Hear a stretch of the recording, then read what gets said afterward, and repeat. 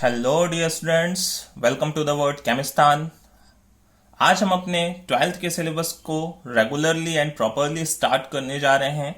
हमने 12th के syllabus में एनसीईआरटी का जो सेकंड चैप्टर है सॉल्यूशन एंड कॉलिगेटिव प्रॉपर्टीज, उसको सबसे पहले पिक किया है। तो चलिए हम फटाफट चैप्टर पे चलते हैं। तो देखिए, इस चैप्टर में सबसे पहला जो टॉपिक एक्चुअली डिस्कस होता है वो है कंसंट्रेशन टर्म्स, क्योंकि इस चैप्टर में कंसंट्रेशन टर्म्स की काफी जरूरत पड़ती है, जो कि हमने ऑलरेडी 11th में पढ़ा हुआ है। Molarity, molality, normality, mole fraction, ठीक है, ये जो भी कंसंट्रेशन टर्म है इस चैप्टर में काफी यूज में आते हैं, ठीक है। बट उसको मैं यहाँ पे डिस्कस नहीं कर रहा हूं, क्योंकि आपने ऑलरेडी वो चीजें पढ़ी हुई है 11th में। अगर आपको चाहिए तो उसके लिए मैंने सेपरेट कुछ वीडियो लेक्चर्स बना रखे हैं और उनमें भी फर्दर कुछ वीडियो लेक्चर्स को और अरेंज करूंगा, ठीक है।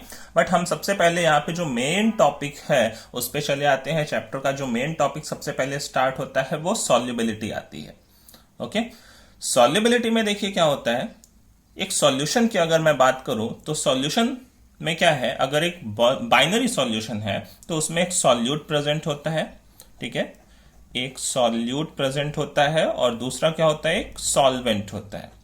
तो अगर ओनली टू कंपोनेंट सिस्टम है, लाइक मैंने सॉल्ट को डिसॉल्व किया वाटर के अंदर, तो टू कंपोनेंट सिस्टम है, तो इस सिस्टम को, इस सॉल्यूशन को क्या बोलते हैं, हम एक बाइनरी सॉल्यूशन बोलते हैं, ठीक है।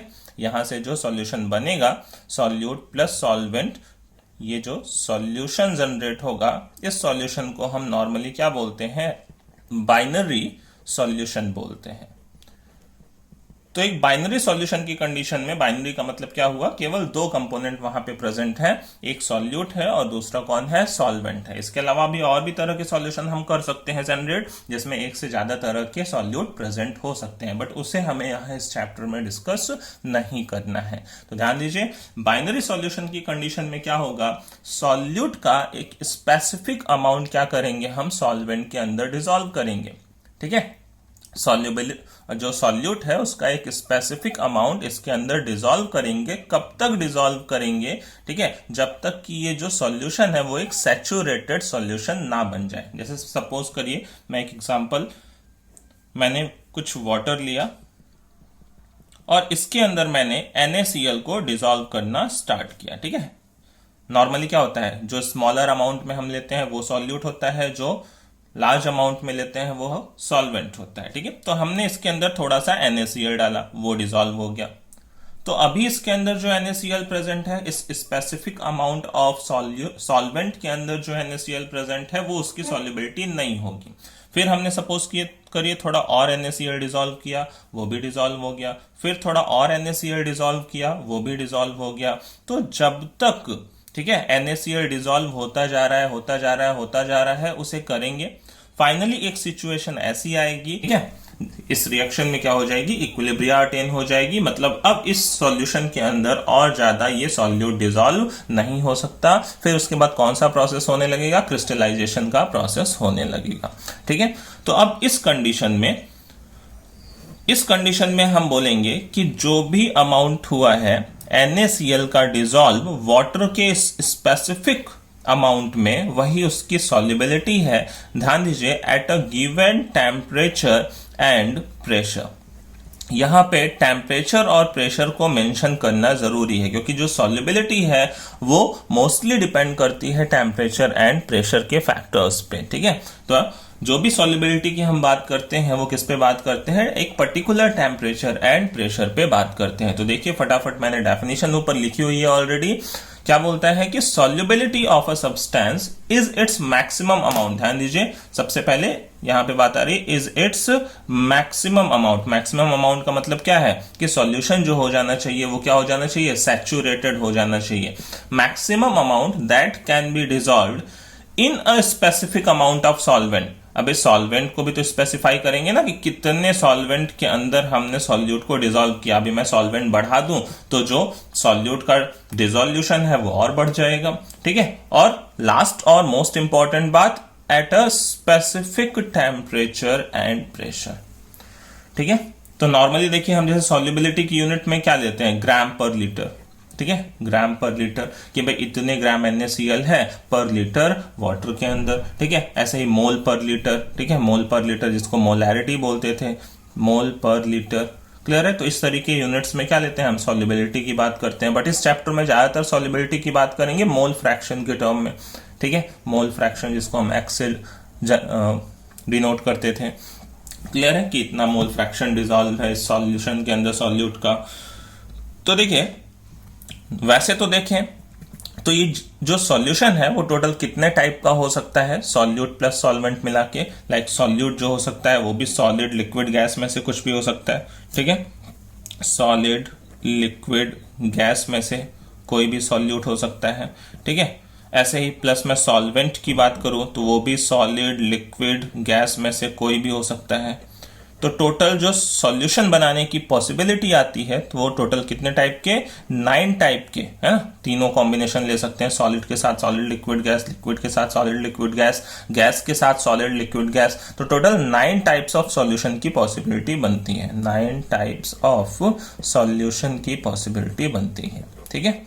बट हमें इस चैप्टर में देखिए जो मेजरली डिस्कस करना है वो किसको डिस्कस करना है, solid in liquid and gas in liquid, ठीक है? ये दो हमें टॉपिक्स हैं जिनको इस चैप्टर में मेजरली डिस्कस करना है कि जो सॉल्यूट हो वो सॉलिड हो और जो सॉल्वेंट है वो लिक्विड है। सिमिलरली जो सॉल्यूट है वो गैस है, जो सॉल्वेंट है वो लिक्विड है, ठीक है? तो ये दो कंडीशंस पे हम बात करेंगे और सबसे पहले जो सॉल्युबिलिटी की बात है वो भी हम इन दो केसेस के लिए लेंगे कि solubility of solid in liquid किन किन फैक्टर्स पर डिपेंड करता है, then after solubility of gases in liquid किन किन फैक्टर्स पे डिपेंड करता है। तो चलिए फटाफट मैं आपको एक ठीक है कंपैरिजन के तौर पे इसे समझा देता हूं कि ऐसे कौन कौन से फैक्टर्स हैं, ठीक है, जिनमें सॉल्युबिलिटी डिपेंड करती है। ओके, तो ध्यान दीजिए, मैं बात करता हूं एक चार्ट बना लेते हैं इस तरह का डिस्टिंक्शन के लिए। क्लियर? इसमें देखिए फैक्टर्स अफेक्टिंग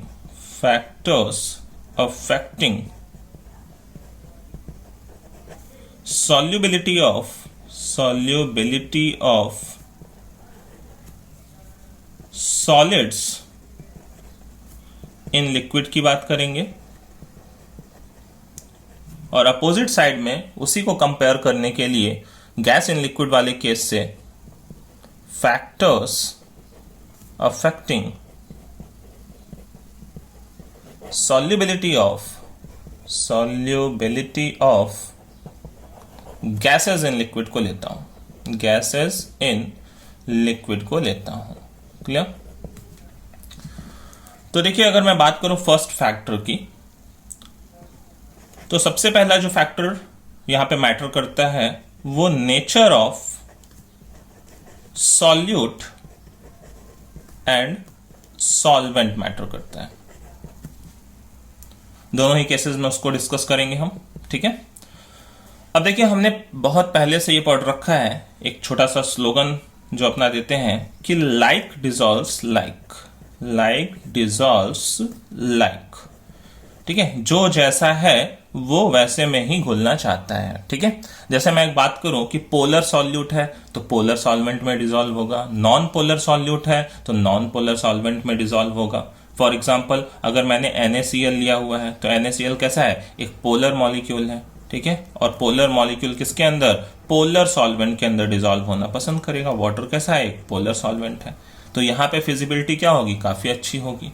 क्लियर है? बट मैं यहीं पे एक नॉन पोलर सॉल्यूट की बात करूं, ठीक है? नॉन पोलर सॉल्यूट जैसे कि मैं नैफ्थलीन ले लूं, ठीक है? नैफ्थलीन बॉल्स आते हैं, सबने देखा होगा, नैफ्थलीन ले लूं, ठीक है? एंथ्रासीन ले लूं और एंथ्रासीन ले लो, ठीक है? 3 बेंजीन रिंग आपस में उसमें अटैच होते हैं। तो ये कंपाउंड कैसा दिख रहा है आपको, ये कंपाउंड एक नॉन पोलर कंपाउंड है, ठीक है? अब नॉन पोलर कंपाउंड की कंडीशन में क्या होगा, ठीक है? नॉन पोलर कंपाउंड की कंडीशन में ये वाटर के अंदर डिसॉल्व होना प्रेफर नहीं करेगा, ठीक है? क्योंकि ये कैसे हैं, ये नॉन पोलर सॉल्यूट्स हैं, और जबकि ये सॉल्वेंट कैसा है, ये पोलर सॉल्वेंट है, ठीक है? तो NaCl इसीलिए इजिली वाटर के अंदर डिसॉल्व हो जाता है, जबकि जो नैफ्थलीन, एंथ्रासीन है, ठीक है, ये इजिली वाटर के अंदर डिसॉल्व नहीं होते हैं, ठीक है। सिमिलर कंडीशन देखिए अप्लाई होती है factor affecting solubility of gases in liquid में भी। यहां पे भी nature of solute and solvent, ठीक है, सॉल्युबिलिटी को अफेक्ट करता है। जैसे मैं आपसे एक सिंपल सा क्वेश्चन पूछूं, ठीक है, कि अमोनिया, ठीक है, वो वाटर के अंदर ज्यादा डिसॉल्व होगा या जो नाइट्रोजन है वो वाटर के अंदर ज्यादा डिसॉल्व होगा, ठीक है। तो इसको देखिए समझते हैं। अमोनिया अगर वाटर में जाएगा तो देखिए सबसे पहली बात तो अमोनिया भी एक पोलर मॉलिक्यूल है, वाटर भी एक पोलर मॉलिक्यूल है, ठीक है। सबसे पहले पोलैरिटी की बात कर लूं, ये दोनों ही क्या है, पोलर मॉलिक्यूल्स हैं। तो सबसे पहले तो लाइक डिसॉल्व लाइक वाली कंडीशन यहां पे भी अप्लाई होगी, ठीक है। दूसरी बात देखिए, अमोनिया जब वाटर के अंदर जाएगा तो सेकंड थिंग क्या करेगा, वो हाइड्रोजन बॉन्ड का फॉर्मेशन कर सकता है, ठीक है। यहां पे एक और कंडीशन क्या फेवर करेगी, हाइड्रोजन बॉन्ड का फॉर्मेशन हो जाएगा अमोनिया और वाटर मॉलिक्यूल के बीच में।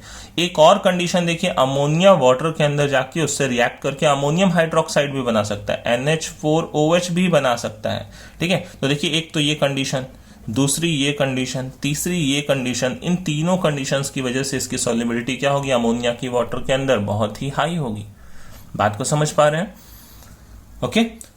अगर हम देखिए यहां नाइट्रोजन की बात करते हैं तो नाइट्रोजन तो कैसा है, एक नॉन पोलर मॉलिक्यूल है, नॉन पोलर मॉलिक्यूल है, और इसके पास ऐसी भी कोई प्रॉपर्टी नहीं है कि नाइट्रोजन वाटर से रिएक्ट कर ले, नाइट्रोजन वाटर से हाइड्रोजन बॉन्ड बना ले, ठीक है। तो ये सारे कंडीशंस जो होते हैं ये सब फेवर करते हैं, कोई गैस जाके सॉल्वेंट के साथ रिएक्ट कर ले, कोई गैस का जो सॉल्वेंट है उसके साथ नेचर मैच करे, ठीक है, क्लियर है। तो यहाँ पे एक नॉन पोलर गैसियस मॉलिक्यूल एक पोलर सॉल्वेंट के अंदर डिसॉल्व होना पसंद नहीं करता है, ठीक है। बात समझ पा रहे हैं? तो ये जो पहला अपना फैक्टर था वो था nature of solute and solvent. तो देखिए अब अपने सेकंड फैक्टर पे आते हैं, सेकंड फैक्टर जो कि वेरी वेरी इंपॉर्टेंट है, ठीक है। वैसे तो ये सारे ही फैक्टर्स इंपॉर्टेंट है, जो अपना सेकंड फैक्टर है वो है टेम्परेचर का, ठीक है।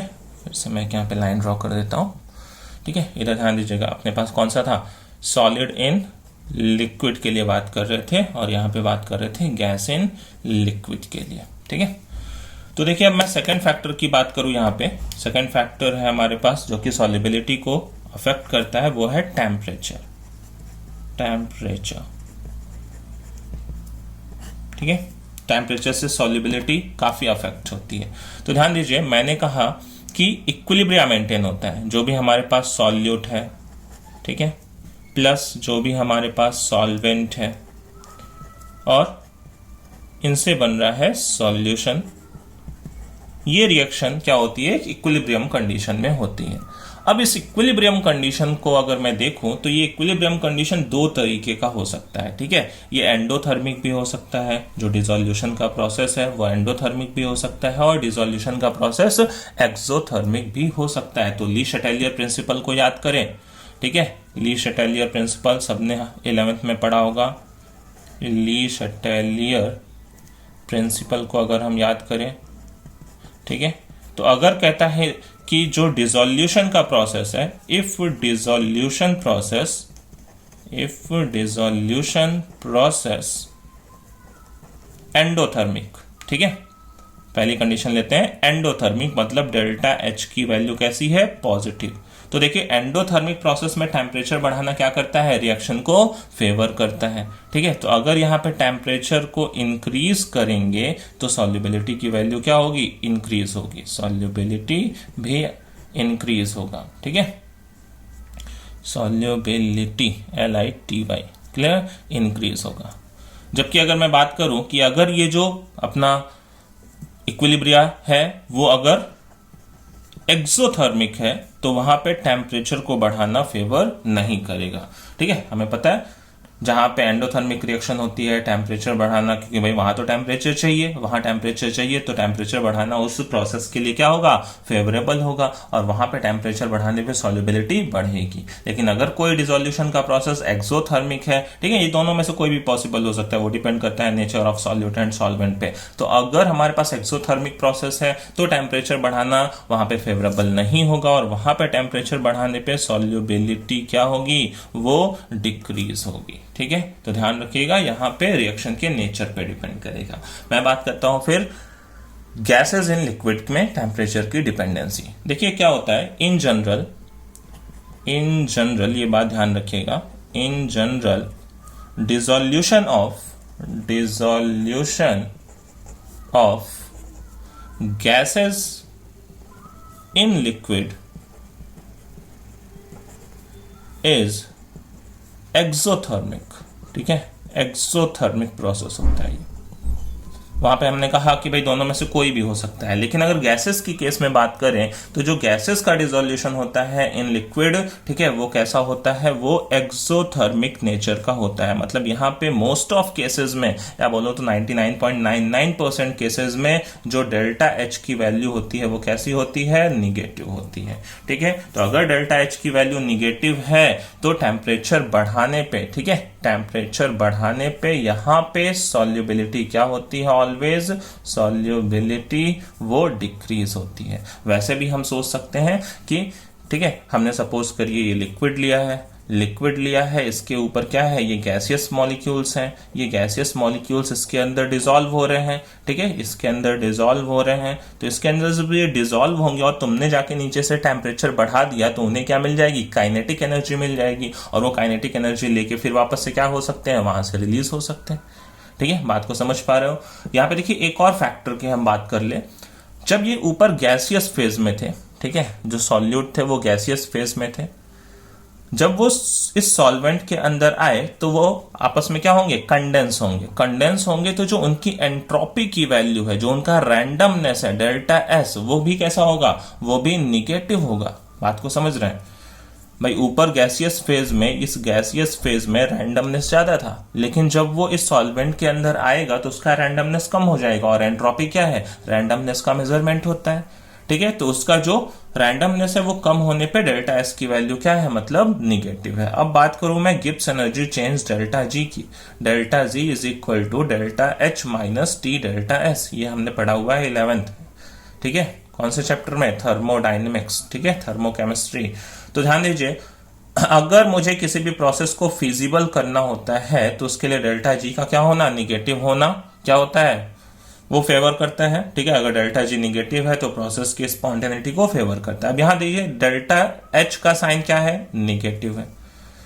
ठीक है, ये निगेटिव है। यहां देखिए ये जो डेल्टा एस है ये निगेटिव है, तो ये निगेटिव, ये पूरी वैल्यू क्या हो जाएगी, ये पॉजिटिव हो जाएगी। ओवरऑल वैल्यू की बात कर रहा हूं विद निगेटिव साइन।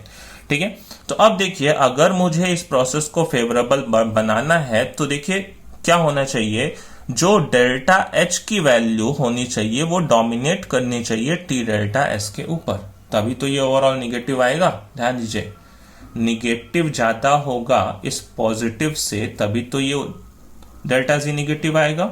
ठीक है, तो मतलब अगर मुझे इस प्रोसेस को फेवरेबल बनाना है तो ये पॉजिटिव वैल्यू को कम से कम रखना है, और अगर पॉजिटिव वैल्यू को कम से कम रखना है तो मतलब यहाँ पे टेम्परेचर को क्या करना पड़ेगा, कम करना पड़ेगा। तो वही हमने कहा कि टेम्परेचर बढ़ाने पे सॉल्युबिलिटी घटती है, या रिवर्स बोलूं तो टेम्परेचर घटाने पे सॉल्युबिलिटी बढ़ेगी। ठीक है, क्योंकि मैं यहां से देखिए ध्यान दीजिए, जैसे जैसे यहां से टेम्परेचर को डिक्रीज करता जाऊंगा तो डेल्टा जी की वैल्यू क्या होती जाएगी, डेल्टा जी की value more and more negative होती जाएगी, more and more negative. Clear है, बात समझ गए। तो चलिए हम तीसरे फैक्टर के ऊपर बात करते हैं। ठीक है, थर्ड जो फैक्टर है जो कि सॉल्युबिलिटी को अफेक्ट करता है वो है हमारे पास प्रेशर का फैक्टर। ठीक है, थर्ड जो फैक्टर है वो प्रेशर के फैक्टर पे डिपेंडेंसी होती है। ठीक है, प्रेशर। अब देखिए अगर मैं सॉलिड इन लिक्विड वाले कंडीशन की बात करूं तो वहां पे प्रेशर का कुछ ज्यादा इफेक्ट देखने को नहीं मिलता है। ठीक है, क्योंकि जो सॉलिड्स एंड लिक्विड्स होते हैं वो मोस्टली क्या होते हैं, इनकम्प्रेसिबल होते हैं।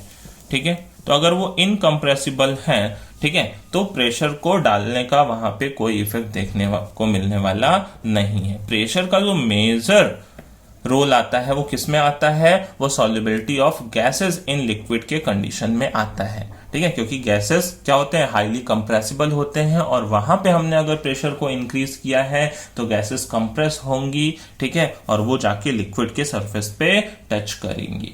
ठीक है, तो नॉर्मली अगर देखिए हम बात करते हैं कि अगर हम प्रेशर को इंक्रीज कर रहे हैं गैसेस की कंडीशन में, तो जो सॉल्युबिलिटी होती है, ठीक है, सॉल्युबिलिटी होती है वो क्या होती है, इंक्रीज होती है गैसेस के लिक्विड के अंदर। जैसे मैंने क्या किया, ये कंटेनर लिया, ठीक है, इसमें मैंने क्या किया, ये ऊपर गैसेस ले रखे हैं और नीचे ये लिक्विड लिया हुआ है, ठीक है।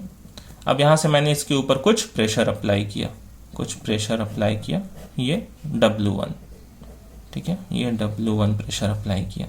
क्लियर? तो यहां से देखिए क्या है, ये जो गैसेस हैं इनके पार्टिकल्स क्या करेंगे, सरफेस के कांटेक्ट में आएंगे, ठीक है।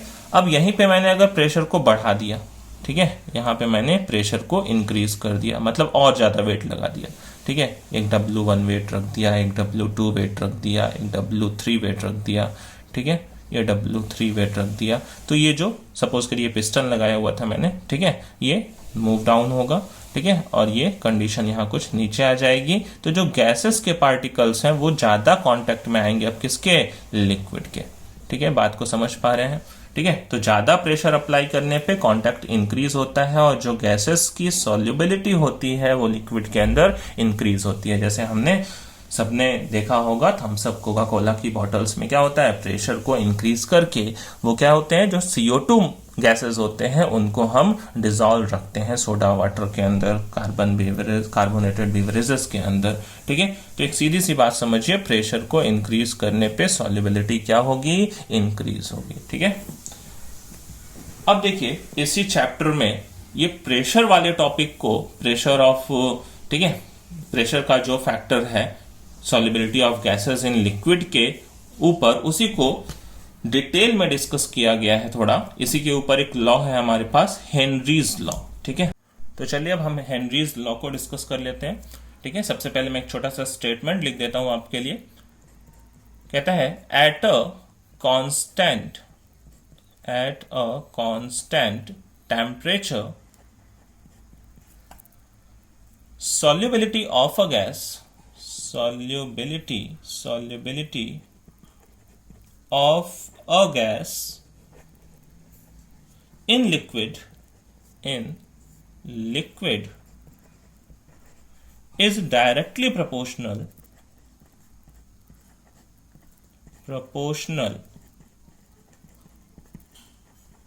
to the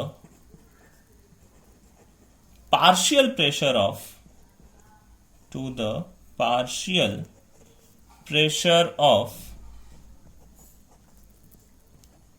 gas above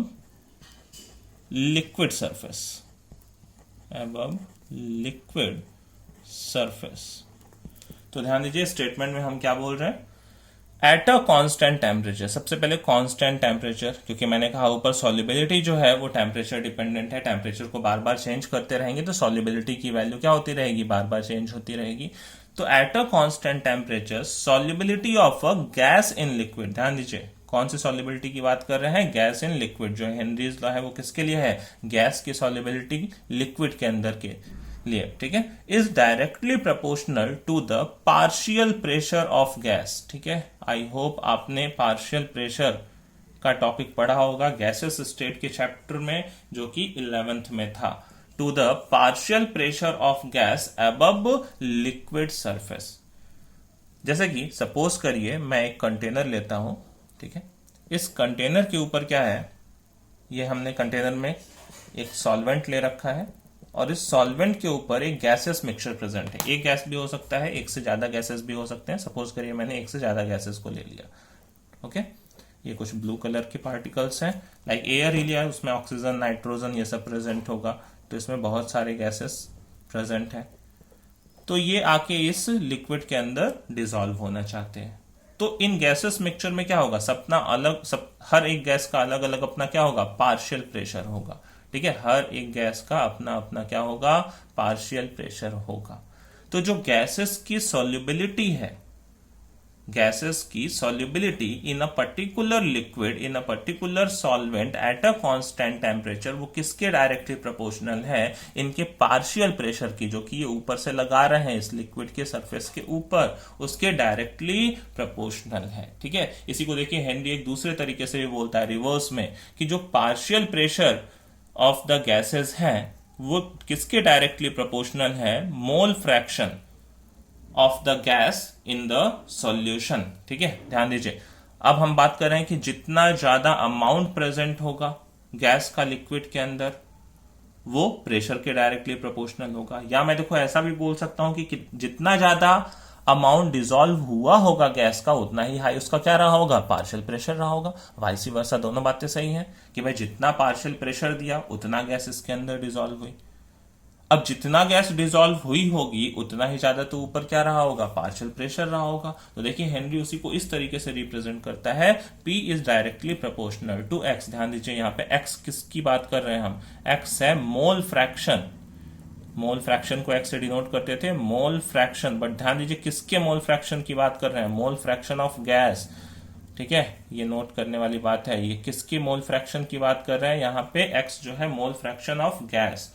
solubility तभी तो बोलेंगे ना भाई, हम सॉल्युबिलिटी को यहाँ किस टर्म में रिप्रेजेंट कर रहे हैं? मोल फ्रैक्शन के टर्म में। जितना ज्यादा गैस अंदर जाएगा इस पर्टिकुलर सॉल्वेंट के अंदर, ठीक है, उतना ज्यादा उसका क्या होता जाएगा? मोल फ्रैक्शन इंक्रीज होता जाएगा। और P यहाँ पे ध्यान रखिए, P क्या है? P यहाँ पे है partial pressure of gas. Partial pressure of gas, जो भी गैस है हर गैस का इंडिविजुअल पार्शियल प्रेशर रहा होगा। ठीक है, तो कहता है P जो है वो है partial pressure of gas above liquid surface. ठीक है, above लिक्विड सरफेस। तो ये दोनों टर्म्स का मतलब आप ध्यान रखिएगा। ठीक है, मोस्ट इंपॉर्टेंट। न्यूमेरिकल में इसमें कभी कभी कंफ्यूजन हो जाता है, डेटा कुछ और देता है, समझ कुछ और लेते हैं हम। तो x जो है वो मोल फ्रैक्शन ऑफ गैस है, p क्या है? ठीक है, partial pressure of gas above liquid surface. तो यहां से देखिए इस प्रोपोर्शनैलिटी को जब हम हटाते हैं, ठीक है, तो यहां पे एक प्रोपोर्शनैलिटी कांस्टेंट लेके आते हैं, p इज इक्वल टू के एच इंटू एक्स। ठीक है, ये जो के एच है इसको हम बोलते हैं हेनरीज कांस्टेंट। ठीक है, ये जो के एच यहाँ पे हमने प्रोपोर्शनैलिटी कांस्टेंट लिया, इसको बोलते हैं हेनरीज कांस्टेंट। ठीक है, ये डिफरेंट गैसेस के लिए डिफरेंट होता है और टेम्परेचर डिपेंडेंट भी होता है। ठीक है, अगर मैं देखिए सबसे पहले इसकी यूनिट की बात करूं, के एच की यूनिट क्या होगी? हेनरीज कांस्टेंट के ऊपर थोड़ा सी बात कर लेते हैं यहाँ पे सबसे पहले। तो देखिए जो x है मोल फ्रैक्शन, वो तो क्या होता है? यूनिटलेस होता है।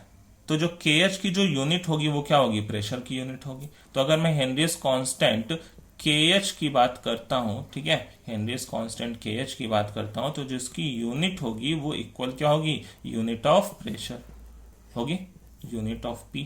और यूनिट ऑफ p क्या हो सकता है? एटीएम हो सकता है, ठीक है, बार हो सकता है, किलो बार हो सकता है, टॉर हो सकता है, ठीक है, mm ऑफ Hg हो सकता है। तो किसी भी यूनिट में ये kh की वैल्यू गिवन हो सकती है। ठीक है, अब kh डिपेंड किस पे करता है? ठीक है, तो जो kh की वैल्यू देखिए किस पे डिपेंड करती है? सबसे पहले depends on nature of gas and solvent. ठीक है, सबसे पहले तो भाई ये नेचर क्या है इस गैस का और सॉल्वेंट का नेचर क्या है उसके ऊपर डिपेंड करता है। दूसरा जो मोस्ट इंपॉर्टेंट फैक्टर है जिसपे डिपेंड करता है वो है टेम्परेचर। ये बात देखिए यहाँ पे इंपॉर्टेंट है, टेम्परेचर का जो टॉपिक है केएच की डिपेंडेंसी के लिए। देखिए हम बात कर लेते हैं सबसे पहले टेम्परेचर बढ़ाने पे हमने क्या बोला कि सॉल्युबिलिटी क्या होती है गैसेस की लिक्विड के अंदर? सॉल्युबिलिटी गैसेस की लिक्विड के अंदर वो घटती है। ठीक है, जबकि यहां पे देखिए P इज इक्वल टू के एच इंटू एक्स। ठीक है, ये जो हमने फॉर्मूला लिया है P इज इक्वल टू के एच इंटू एक्स। यहां से मैं देखो अगर गैस की सॉल्युबिलिटी, अच्छा गैस की सॉल्युबिलिटी को रिप्रेजेंट कौन कर रहा है? गैस की सॉल्युबिलिटी को रिप्रेजेंट कौन कर रहा है? एक्स रिप्रेजेंट कर रहा है। ठीक है, तो अगर मैं बात करूं कि एक्स की वैल्यू क्या होगी is equal to P by K H होगी, P बाई के एच। अब देखो मैंने अगर यहां से के एच को बढ़ा दिया, ठीक है, ये KH को बढ़ा दिया तो KH तो डिनोमिनेटर में है, तो KH अगर डिनोमिनेटर में है तो KH बढ़ा तो जो x की वैल्यू क्या हो जाएगी, वो कम होने लगेगी। बात समझ रहे हैं? अगर मैंने KH को इंक्रीज किया तो ये x की वैल्यू क्या होने लगेगी, डिक्रीज होने लगेगी। तो मतलब अगर मैं KH को बढ़ाऊंगा तो भी सॉल्युबिलिटी घटेगी।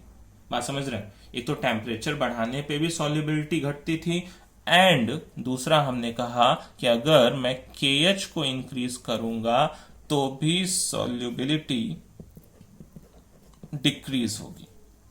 बात समझ रहे हैं इन दोनों फैक्टर्स को? एक तो हमने ऊपर बोला था टेम्परेचर बढ़ाने पे सॉल्युबिलिटी घटती है, और दूसरा हम यहाँ पे बोल रहे हैं कि KH को बढ़ाने पे भी सॉल्युबिलिटी घटती है, क्योंकि यहां से इस फॉर्मूले से, ठीक है, ये x की वैल्यू क्या है, P/KH, और x जो है वो इनवर्सली प्रोपोर्शनल टू KH है। ठीक है, और x ही तो गैस का कितना अमाउंट डिजोल्व हुआ है उस लिक्विड के अंदर उसको रिप्रेजेंट कर रहा है। x ही तो सॉल्युबिलिटी है, ठीक है, जिसको हम मोल फ्रैक्शन के टर्म में रिप्रेजेंट कर रहे हैं। ठीक है, तो अगर मैं KH को इंक्रीज करूंगा तो x डिक्रीज होगा। तो देखिए टेम्परेचर बढ़ाने पे भी सॉल्युबिलिटी घट रही है, KH को बढ़ाने पे भी सॉल्युबिलिटी घट रही है। तो जो KH और टेम्परेचर है वो एक दूसरे के क्या है, डायरेक्टली प्रोपोर्शनल है। मतलब जो अगर मैं टेम्परेचर को इंक्रीज करूंगा तो KH की वैल्यू भी क्या होगी, इंक्रीज होगी। ठीक है, सिमिलरली अगर मैं टेम्परेचर डिक्रीज करूंगा तो KH की वैल्यू भी डिक्रीज होगी। तो ये एक बहुत ही मोस्ट इंपॉर्टेंट पॉइंट है कि KH जो है वो टेम्परेचर के डायरेक्टली प्रोपोर्शनल होता है। डिफरेंट डिफरेंट गैसेस के लिए डिफरेंट डिफरेंट टेम्परेचर पे KH की जो वैल्यू होगी वो डिफरेंट डिफरेंट होगी। ठीक है, क्लियर? देखिए मैं कुछ एग्जांपल्स आपको दे देता हूँ KH की वैल्यू, लेकिन सबसे पहले एक ग्राफ बना देता हूँ। चलिए यहाँ पे, ठीक है, थोड़ी सी जगह यहाँ पे बची हुई है जिसमें मैं इस फॉर्मूले के लिए ग्राफ बना सकता हूँ। देखिए सबसे पहले मैं बात करूं तो P is equal to KH into x, ये एक तरीके से Y is equal to MX plus C को फॉलो अप कर रहा है। ठीक है, तो मैं Y एक्सिस पे क्या ले सकता हूँ, प्रेशर ले सकता हूँ, X एक्सिस पे ये मोल फ्रैक्शन ले सकता हूँ। तो यहाँ पे देखिए एक छोटा सा ग्राफ भी हम ड्रॉ कर सकते हैं इस तरीके से। ग्राफ में क्या आएगा, ये इस एक्सिस पे जो हमने लिया हुआ है ये प्रेशर की वैल्यू, पार्शियल प्रेशर लिया हुआ है, और इस एक्सिस पे हमने क्या लिया हुआ है, ये मोल फ्रैक्शन x को लिया हुआ है। तो जो ग्राफ आएगा वो कैसा आएगा, एक स्ट्रेट लाइन आएगी। ठीक है, straight line y is equal to MX plus C को फॉलो अप कर रहा है। ठीक है, जिसमें स्लोप की वैल्यू क्या है, स्लोप की वैल्यू ये KH है। तो स्लोप की वैल्यू KH, मतलब ये जो थीटा है इसका मैं अगर ये स्लोप लूं, ठीक है, जिसकी बात करूं मैं tan थीटा, ठीक है, वो किसके इक्वल होगा, P/X के इक्वल होगा, P by partial pressure divide by mole fraction. ठीक है, यही किसकी वैल्यू होगी, KH की वैल्यू होगी। बात समझ पा रहे हैं? ठीक है, तो यहां से देखिए ये ग्राफ से भी हम KH की वैल्यू को निकाल सकते हैं। हम बहुत सारे एक्सपेरिमेंट्स करें, उसमें अलग अलग प्रेशर पे अलग अलग मोल फ्रैक्शंस की वैल्यू को कैलकुलेट करें। ठीक है, और उस पर हमें ग्राफ प्लॉट कर लें, उस ग्राफ का स्लोप निकाल लें, वही क्या हो जाएगी, KH की वैल्यू हो जाएगी। ठीक है, तो नॉर्मली क्या होता है, क्वेश्चंस में KH की वैल्यू गिवन होती है। जो भी क्वेश्चन हमें मिलेगा, जो भी न्यूमेरिकल मिलेगा, उसमें KH की वैल्यू गिवन होगी, क्योंकि डिफरेंट डिफरेंट गैस के लिए, वो भी डिफरेंट डिफरेंट टेम्परेचर पे क्या है, KH की वैल्यू अलग है। चलिए मैं आपको कुछ एग्जांपल्स दे देता हूं। ठीक है, KH के लिए जैसे हम बात करते हैं, ठीक है, कि एक स्पेसिफिक टेम्परेचर पे, क्योंकि टेम्परेचर डिपेंडेंट है, एट 293 केल्विन हमारे पास गैसेस कौन कौन सी हैं, हीलियम, हाइड्रोजन, ऑक्सीजन, नाइट्रोजन। ठीक है, इनकी जो KH वैल्यूज हैं, KH वैल्यूज, ठीक है, किसमें, किलो बार में, वो मैं आपको आगे लिख रहा हूं, KH वैल्यूज किलो बार। हीलियम के लिए देखिए होता है 144 किलो बार के अराउंड, हाइड्रोजन के लिए यही वैल्यू है 69 के अराउंड, ऑक्सीजन के लिए यही वैल्यू है 34 के अराउंड, एंड नाइट्रोजन के लिए ये वैल्यू है 76 किलो बार के अराउंड। ठीक है, इन वाटर की बात हो रही है। ठीक है, ये देखिए सॉल्वेंट पे भी डिपेंड करता है, एक तो टेम्परेचर पे डिपेंड करता है, दूसरा सॉल्वेंट पे। ठीक है, तो इन वाटर ये इन वाटर की बात हो रही है। तो अब देखिए मैं बात करूं कि इन गैसेस में, ये KH की वैल्यूज दे रखी है, इन गैसेस में वाटर के अंदर सॉल्युबिलिटी का ऑर्डर क्या होगा। ठीक है, तो मैं बात करूं KH की वैल्यू के ऊपर डिपेंड करता है सॉल्युबिलिटी, और जितनी ज्यादा KH की वैल्यू होगी सॉल्युबिलिटी उतनी ही कम होगी। ये अभी पीछे हमने बोला कि solubility is inversely proportional to KH। KH बढ़ेगा तो सॉल्युबिलिटी घटेगी। तो अगर मैं एक ऑर्डर फिक्स करूं, एक क्वेश्चन आ जाए, सपोज करिए कि ये 4 गैसेस दे रखे हैं A B C D, इनकी KH की वैल्यूज गिवन है तो इनकी सॉल्युबिलिटी का ऑर्डर क्या होगा। ठीक है, तो यहां पे देखिए, अब जिसकी KH वैल्यू सबसे ज्यादा है उसकी सॉल्युबिलिटी सबसे कम होगी, जिसकी KH वैल्यू सबसे कम है उसकी सॉल्युबिलिटी सबसे ज्यादा होगी। तो देखिए सबसे कम वैल्यू 34, तो मतलब वो O2 की है, सबसे ज्यादा सॉल्युबल होगा वाटर के अंदर। ठीक है, फिर उसके बाद देखिए कौन आ जाएगा, हाइड्रोजन आ जाएगा, देन आफ्टर कौन आ जाएगा, नाइट्रोजन आ जाएगा। ठीक है, N2 की वैल्यू 76 थी। ठीक है, N2 आ जाएगा, देन आफ्टर कौन आ जाएगा, हीलियम आ जाएगा। बात समझ पा रहे हैं? ठीक है, तो ये KH की वैल्यू के बेसिस पे हमने सॉल्युबिलिटी का एक ऑर्डर डिसाइड किया। तो ये है solubility, order of solubility in water. Okay, तो इस तरह के भी छोटे छोटे प्रॉब्लम्स आते हैं। चलिए एक छोटा सा न्यूमेरिकल प्रॉब्लम लेके मैं आपको समझाता हूं। ठीक है, एक छोटा सा एग्जांपल लेता हूं। देखिए एग्जाम्पल में क्या है मेरे पास, ये एक सॉल्यूशन है। ठीक है, एक सॉल्वेंट लिया मैंने, इसके अंदर नाइट्रोजन गैस को मैंने रखा। ठीक है, नाइट्रोजन गैस पास किया, बबल थ्रू इट। क्लियर? कितने टेम्परेचर पे? एट 293 केल्विन पे। यहां पे जो पार्शियल प्रेशर N2 का है, ठीक है, पार्शियल प्रेशर जो N2 का है PN2, उसकी वैल्यू गिवन है, कितनी है वो, थोड़ा इधर कर लेते हैं। PN2 की वैल्यू गिवन है 0.987 बार।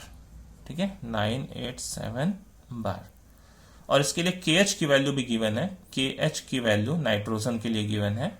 ठीक है, मैंने कहा KH की वैल्यू दी हुई होगी 76.48 किलो बार।